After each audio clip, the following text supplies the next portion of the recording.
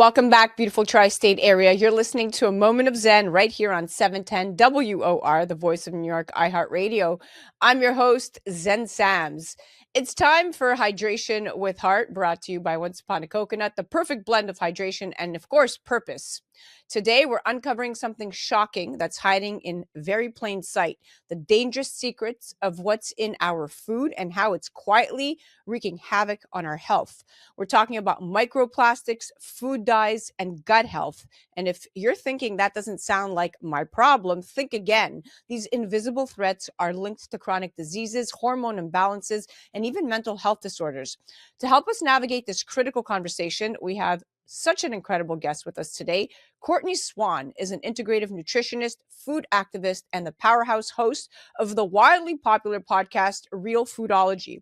She's on a mission to heal America's broken food system and empower you with the truth about what you're putting into your body.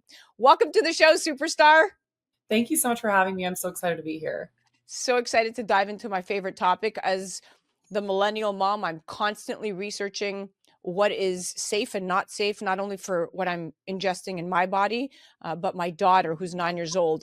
A 2022 study found that microplastics were present in 80% of human blood samples that were tested, that plastic in our bloodstream. So for our listeners who might not be familiar, can you break down what microplastics are and how they're ending up in our food and water?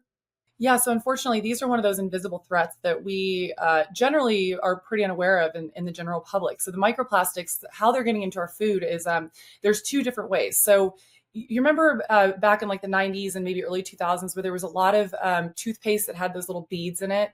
So it turns out those were actually microplastics. And so that's one form of microplastics. That they're also in some face washes that have scrubs and things like that. Now, those have largely started being phased out because we started to realize that this is probably not the best idea to put these little tiny beads of plastic in our things that we were consuming and putting on our skin. But another way, largely how these microplastics are getting into our diets are it's larger plastic that's breaking down. So think about everything that you buy at the grocery store that's currently wrapped in plastic, or for example, the Tetra Packs, right? Where the cartons of non-dairy milk, where they look like they're cardboard, but the inside they're actually lined with plastic. Aluminum cans are also lined with plastic on the inside. All the stuff that we're buying in plastic. And unfortunately, we know that over time, plastic degrades. And that's how it's getting into our food, especially when it's heated up. We know when it's heated up, it breaks down and it's ending up in our food. And then it's also ending up in our water. It's also, a study recently came out that we are eating about a credit card's worth of microplastics a week right now. That's horrifying. The idea that we're ingesting plastic particles daily is enough to make anyone reconsider their lifestyle. And so let's right, like seriously, let's dive deeper, because this problem is bigger than most people realize, right? So let's talk about food dyes. The FDA still approves dyes like red 40 and yellow 5, despite research linking them to hyperactivity in children and potential carcinogenic effects. And these dyes are banned in Europe and in Canada, yet they're everywhere here in the US, from snacks to drinks. Why is this happening? And what can parents do to protect their kids from these harmful additives?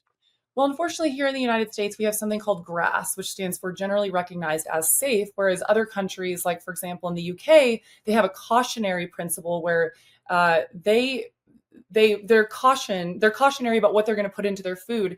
Whereas with generally recognized as safe, what we do is we just say, well, we generally recognize this as safe, so we're going to go ahead and allow it into our food system. And then later, if we find out it's bad for us, we're going to remove it, which we're seeing right now. Red number 3 was just announced it's going to be taken out of our food.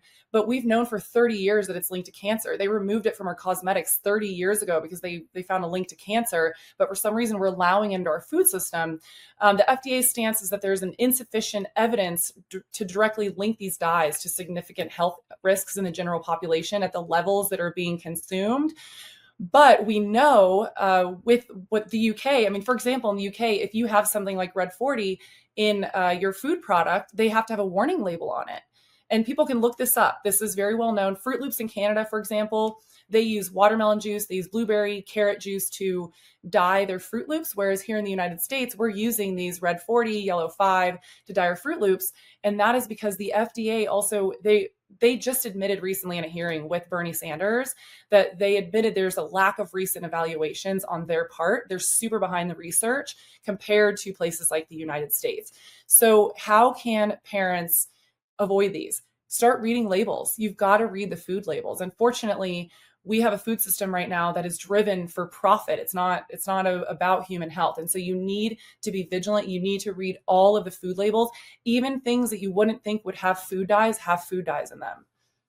That's infuriating. I mean, our listeners need to hear this loud and clear. What's marketed to kids isn't always safe. So thank you for empowering parents with actionable advice.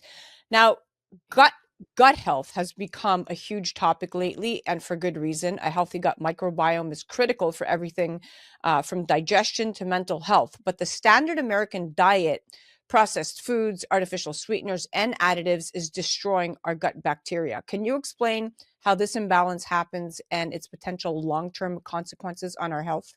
Yeah, well, unfortunately, we're seeing a lot of inflammation in people, and inflammation is really the true root cause of all of these chronic diseases that we're seeing across the board. Glyphosate is something that I talk about all the time. This is an herbicide that has been linked to cancer. The World Health Organization is labeling this as a human carcinogen. The IARC is labeling this as a human carcinogen, and glyphosate we know acts like an antibiotic. What do antibiotics do? They kill bacteria. Now we know that in our guts we need a good balance of good and bad bacteria, and if we're killing everything off, it's going to cause an imbalance. So there's that. We're also dealing with leaky gut syndrome on a really large level. There's something called bt corn that people are consuming that we know this bt toxin causes the stomach lining of insects to explode. And what is leaky gut syndrome? It's putting holes in people's guts. And so there's a connection there with what we're eating. There's also excessive sugar intake, which is leading to inflammation of the gut. It's also leading to dysbiosis, which is an imbalance of the good and bad bacteria in the gut. So there's a lot of inflammation happening because what's ultimately happening is people are no longer eating real food. They're eating a lot of ultra processed fake foods with fillers and additives that our body does not recognize as food. And as a result, it's causing a lot of inflammation. So long-term consequences, we're seeing the results of that right now. I mean, 74% of Americans are obese or overweight. 50% of our children are obese or overweight. We're seeing cardiovascular disease go up, diabetes. I mean, everything across the board is skyrocketing right now. Fascinating and terrifying at the same time. It's incredible to think that something as simple as what we eat can have such profound effects on both our bodies and minds. Now, your story of discovering your gluten intolerance is so relatable for many. You've mentioned how it led you to uncover the dark side of the food industry. What were some of the most shocking truths you discovered during your journey? Oh my gosh, there's so many to name. Glyphosate was one of them. Glyphosate was created by the same company that created Agent Orange in World War II. And now we're spraying that all over our food. Essentially, these creators of these herbicides and pesticides needed a new outlet. And where did they send them? They sent them to the United States to start spraying all of our food to kill off the bugs and pesticides on our farmlands. Another one for me that I really had to wrap my brain around was the fact that I mentioned this earlier. Our food system is very profit driven. It's not driven around human health. And unfortunately, just because something is on the shelf doesn't mean that it's been safe, that it's been vetted for, that it's safe.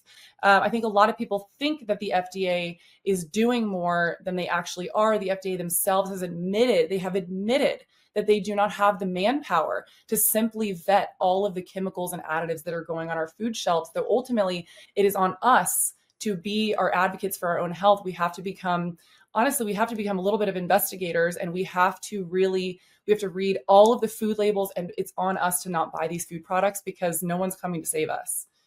That's eye-opening, Courtney. It's amazing how personal struggles often lead to powerful advocacy, and your story it's an inspiration. I mean, you've built an entire platform of followers who truly trust what you have to say because you do your research and you care, and that's much more than the FDA, than we can say for the FDA, right? Because they don't care and they don't do their research, and it's all about money.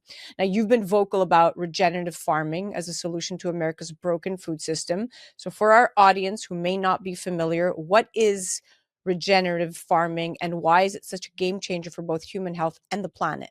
This is something that I am so incredibly passionate about because it's a solution for all of the things that we are concerned about: human health, health and animal rights, and then also the planet, right? So people have to understand that we are only as healthy as our soil is, and our soil right now is not healthy. I talked earlier about how glyphosate is acting like an antibiotic, and we forget that our soil has trillions of these micro like bacteria, right, that live in the soil. And that sounds really bad, but actually the bacteria is what feeds this whole ecosystem. It's what feeds the plants. And there's a whole symbiotic relationship that happens in nature where if we allow the soil to do what it's meant to do and we don't kill off all these bugs and kill off the ecosystem, there's this wonderful thing called carbon sequestration that happens where the carbon is actually pulled from the atmosphere back into the soil because carbon is food for the soil. Now, when the soil is healthy and the soil is getting enough carbon, what does it do? It actually feeds our plants and we're eating those plants. So when those plants have enough nutrients and vitamins and minerals, then we're going to be healthier because we're getting higher counts of vitamins, minerals, and nutrients. And what we're seeing right now is there's such a degradation of our soil in the way that we're farming. We're ripping up the topsoil. We're spraying everything really heavily with glyphosate that's killing off all the good bacteria in the soil that creates this ecosystem. And as a result, our fruits and vegetables are no longer full of vitamins and minerals like they once were. And there's tons of studies that are showing this. And so not only is it better for our health, it's also better for our planet because we are allowing this natural symbiosis that happens between the carbon and the soil. And right now we're meddling and we're working against nature, and we need to get back to working with nature, not against her. It's incredible. Regenerative farming sounds like the silver lining and the silver bullet we've been searching for, but it's clear that awareness and support are much needed and key to make it mainstream, just like everything else. Now, lastly, Courtney, your podcast, Realfoodology, has been a lifeline for so many navigating their health journey. If you could give our listeners one immediate action step to improve their health today, what would it be? It's really simple. Just start eating real food again. And what do I mean by that? Eat as much whole, real foods in their natural state as much as possible. Focus on things that our ancestors ate and that our ancestors have been eating largely since the dawn of time, right? We're in this weird place right now where we're vilifying all the foods that humans have eaten since forever. Steak, eggs, butter, produce, so fruit, vegetables, all the things that our ancestors grew up eating, right? And we're largely eating ultra processed fake food like products that are full of these additives, full of dyes, full of all these things that we need to not be eating. And if you're going to buy something in a package, it's really simple. Read that ingredient label. If the ingredients are not ingredients that you would have in your kitchen at home or ingredients that you recognize that you could buy in the grocery store, put that package back and look for another one that has really simple ingredients that you recognize. So actionable and simple and empowering. Courtney, thank you so much. Sometimes it's just about starting small and being consistent. And thank you for breaking it down like you did very clearly. Thank you so much. Thanks for having me. I really urge anyone listening right now to connect with Courtney on the gram. She does reply at Realfoodology, and you can check out her podcast, Realfoodology, for more insights and tips. And remember, your health is your wealth. Let's start paying attention to what we're putting on our plates. Until next time, I'm your host, Zen Sams, right here on 710 WR, the voice of New York. That was our expert on the microphone series in the Hydration with Heart segment, brought to you by Once Upon a Coconut. We'll be right back after this. A Moment of Zen is brought to you by Once Upon a Coconut. Discover the refreshing taste of 100% pure coconut water that actually tastes great. Naturally sweet with no artificial flavors or added sugar. It's packed with electrolytes to keep you hydrated throughout your day. And with 10% of profits going to charity, every sip makes a difference. Pure taste, pure goodness. Experience nature's Gatorade. Visit Once Upon a Coconut or naturesgatorade.com.